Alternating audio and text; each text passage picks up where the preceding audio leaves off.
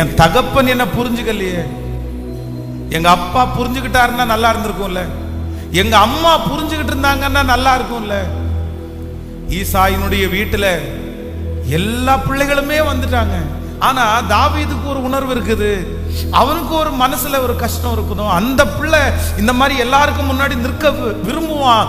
அந்த உணர்வு அந்த இருதயம் அவங்க அப்பாவுக்கும் வரல, அம்மாவுக்கும் வரல.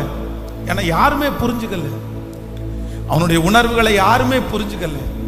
ஆனால் தாவீது சொல்லும்போது ரொம்ப அழகா சொல்கிறார், என் தகப்பனும் என் தாயும் என்னை கைவிட்டாலும், என் தகப்பனும் என் தாயும் என்னை கைவிட்டாலும், என் தகப்பனும் என் தாயும் என்னை கைவிட்டாலும் கர்த்தர் என்னை சேர்த்து கொள்ளுகிறவர். இந்த உலகத்துல இருக்கிற யார் என்னை புரிஞ்சுக்காம போனாலும் நான் நம்புறேன், இஸ்ரவேலின் ஜெயபலமான கர்த்தர் என்னை புரிந்து கொள்வதற்கு இருக்கிறார். நம்புறவங்க கரங்களை தட்டி, அவர் உங்களை புரிந்து கொள்ளுகிறவர், அவர் உங்களை தட்டி கொடுக்கிறவர், அவர் உங்களை தேற்றுகிறவர். ஆமென்.